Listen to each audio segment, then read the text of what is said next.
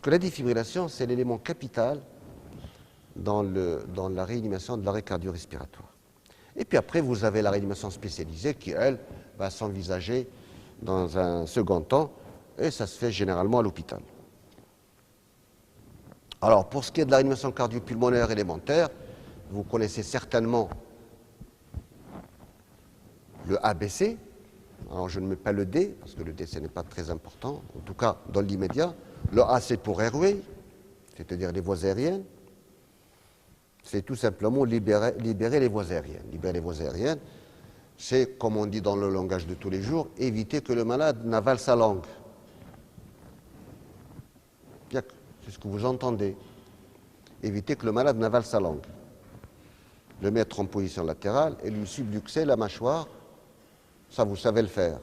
Est-ce que vous avez eu un stage de secourisme? Parce qu'on avait commencé à le faire pour les deuxièmes années. Quand vous étiez en deuxième année, on ne vous l'a pas fait? Parce que je voulais que ça soit fait à tout le monde. Hein? Derto, le stage de secourisme ou pas? Hein? En deuxième année? Oui, une seule séance. Oui, c'est ça. De toute façon, le secourisme, on ne le fait pas en 20 heures.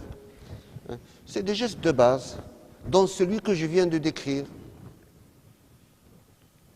Donc, évacuer ce qu'il y a éventuellement dans la bouche, subluxer la mâchoire, éviter que le malade, en quelque sorte, n'avale sa langue, n'étouffe. Le B, c'est pour breathing, c'est-à-dire la respiration. C'est donc l'assistance respiratoire.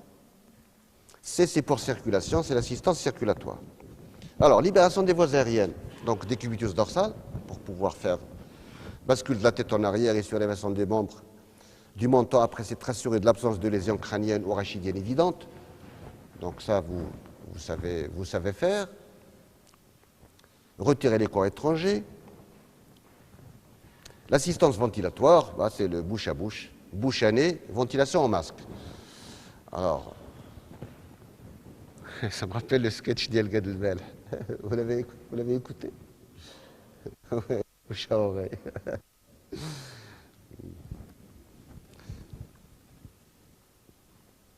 Alors bien sûr, le mieux, c'est la ventilation en masque, et avec le ballon autoremplisseur, mais celui-là, il faut l'avoir. C'est pour cela que quand un arrêt cardiaque survient, ben vous donnez l'alerte justement pour qu'on puisse vous amener le réanima. Bien sûr, quand ça se passe au bloc opératoire, à l'hôpital, c'est plus simple. Encore faut-il avoir dans un service ce qu'il faut pour. Normalement, tous les services doivent avoir leur trousse de l'urgence où il y a un réanima. Pas seulement au bloc opératoire, pas seulement à la salle de réveil. Et en attendant, eh ben c'est le bouche à bouche, le bouche à nez, il faut savoir le faire, avec une fréquence de 10 à 12 par minute. Donc on n'a pas besoin de faire ça sur 20 fois. 10 fois, ça suffit. Et bien sûr, l'assistance circulatoire, c'est le massage cardiaque externe. Je suppose que vous savez le faire. En tout cas, vous le faites sur un plan dur, ça c'est clair. Ça veut dire que quand ça arrive à l'hôpital et que le malade est sur son lit, le mieux c'est de prendre et de le mettre par terre. Ou alors de glisser un plan dur sous le torse. Parce que si vous le faites avec un lit qui descend et qui monte, eh ben ça ne sert à rien. Paume de la main sur la partie inférieure du sternum. Inférieur, il faut ajouter un nœud ici. Ici. L'autre main sur la première. Alors maintenant, il y a des dispositifs de massage cardiaque, vous les avez probablement vus, mais ceux-là, il faudrait d'abord qu'ils puissent être ramenés une fois que vous avez donné l'alerte. Dépression de 3 à 4 cm, donc il faut le faire assez fort, voilà, comme ceci, assez fort, pour pouvoir justement envoyer le peu de sang qu'il faut pour éviter que le malade ne fasse une anoxie cérébrale irréversible. Fréquence 90 par minute, c'est-à-dire la fréquence cardiaque. Alors ça revient à faire 15 massages pour 2 ventilations quand il s'agit d'un seul opérateur. Quand c'est 2 opérateurs, ben, il y a quelqu'un qui va faire le massage cardiaque 7-8 fois, et puis une ventilation Mais quand c'est une seule personne, il n'y a pas de mal à passer du massage à la ventilation au masque ou au bouche à bouche. Et alors en principe, quand on fait un massage cardiaque comme ça, eh ben, ça vous permet de générer une pression de 60 à 80 mm du mercure. Et si vous vous souvenez bien, quand on traite un état de choc, je vous avais dit que le but, c'est d'avoir une pression artérielle systolique autour de 70. Eh bien, un massage cardiaque, ça vous permet de générer cette pression pour éviter l'anoxie cérébrale irréversible. Et dès que possible, c'est pour cela qu'il faut donner l'alerte, pour qu'on vous amène les moyens. Et si c'est le SAMU qui arrive, c'est très bien. Si c'est les sapeurs-pompiers qui arrivent, c'est très bien. Bien sûr, si vous êtes à l'hôpital, le problème ne se pose pas. Dès que possible, ventilation avec masque et ballon autoremplisseur à l'oxygène pur. Parce que rien ne remplace effectivement la ventilation au masque avec de l'oxygène. Et bien sûr, quelqu'un qui a fait un arrêt cardiaque, secondairement, vous l'intubez et vous le ventilez. Donc, intubation trachéale et ventilation mécanique. Il est exceptionnel que quelqu'un puisse faire un arrêt cardiaque et qu'il puisse s'en relever après très peu de temps sans qu'on ait besoin secondairement de l'intuber et de le ventiler. D'accord ? Alors, des choses comme ça, on les voit beaucoup, c'est-à-dire des malades qui se réveillent très vite comme si de rien n'était, ils commencent à parler, on ne les voit que dans les films. On voit dans les films même des gens qui font de la défibrillation avec des fils électriques qu'ils débranchent et qui font tac.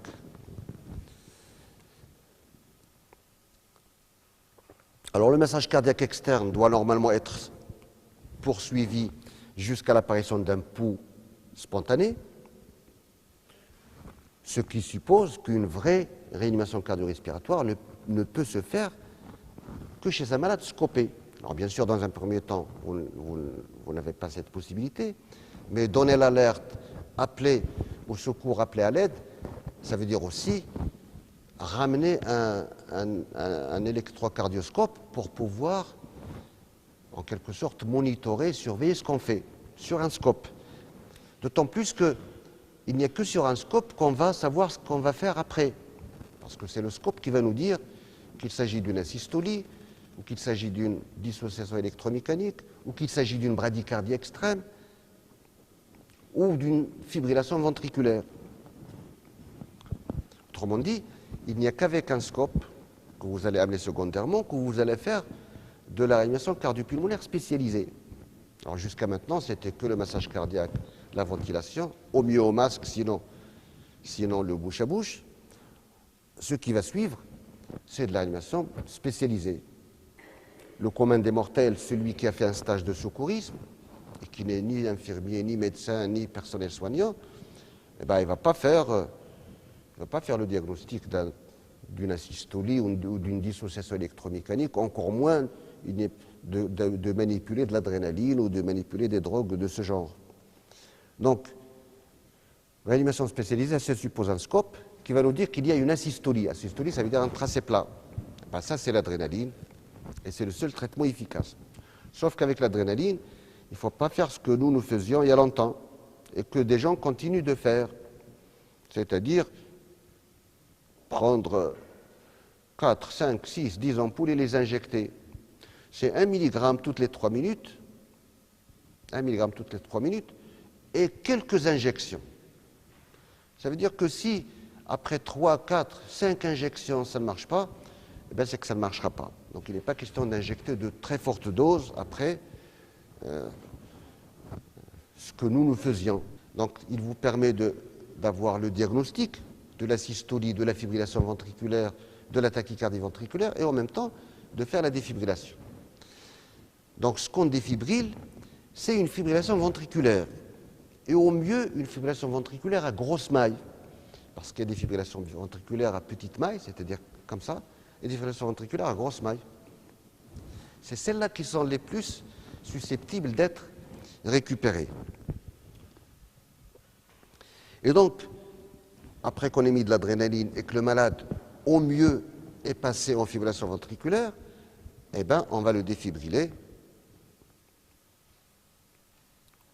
Alors, on défibrille généralement à 300 joules. Hein. Vous avez déjà vu faire une défibrillation? Hein? Jamais? Alors ça, il faudrait que ça vous soit fait en simulation pour que vous sachiez ce que c'est. Donc, ce que je vais peut-être faire, ce que je vais demander peut-être au médecin, à l'hôpital, à ce enseignant en particulier de faire, c'est qu'il vous... Vous êtes passé en réanimation? Non. Il y en a qui sont passés. Ben, quand vous passez dans un service, par exemple, de réanimation, quand vous passez aux urgences, demandez à voir un défibrillateur. Demandez à ce qu'on vous dise comment est-ce qu'on défibrille. On défibrille, alors défibrillateur, ce sont 2 spatules, n'est-ce pas? On met une ici, après avoir enduit la peau ou la spatule avec une crème, qui va éviter qu'on brûle le malade. Donc une ici, une là, n'est-ce pas? Et on charge, après avoir déterminé la puissance, qui est de 300 joules. Donc on fait 300 joules une première fois, ça ne marche pas une deuxième fois, ça ne marche pas une troisième fois. Il peut arriver qu'on défibrille 5-6 fois. Ginola a été défibrillé 5 fois avant d'obtenir un tracé. Et après chaque séance, après chaque charge, eh ben on revient au scope pour voir s'il y a apparition d'une activité cardiaque spontanée. Et une fois que l'activité cardiaque spontanée apparaît, bien sûr, on arrête de défibriller. Et quand l'activité cardiaque spontanée apparaît, vous prenez la tension, elle est à 50 mm de mercure. Ça n'est pas suffisant, n'est-ce pas? Ça n'est pas suffisant, donc vous allez mettre une drogue vasoactive, en l'occurrence l'adrénaline, parce que la drogue de l'arrêt cardiaque ou de l'arrêt cardio-respiratoire, c'est l'adrénaline. Donc, la défibrillation. J'ai dit 300 joules, 360 joules. La fibrillation de la tachycardie ventriculaire sont, je l'ai dit au début, les causes les plus fréquentes des arrêts cardio-circulatoires. Tachycardie ventriculaire, vous avez déjà vu. Et je vous ai parlé d'un type de tachycardie ventriculaire, qui est la torsade de pointe. Alors pour cela, il vaut peut-être mieux que je vous fasse un petit quelque chose. Complexe large, pas dent de paix, parce que dans la tachycardie ventriculaire, il y a une dissociation auriculo-ventriculaire.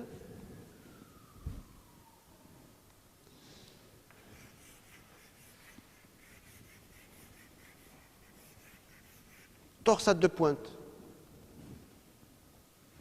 La torsade de pointe, c'est une tachycardie ventriculaire qui survient presque toujours sur une bradycardie.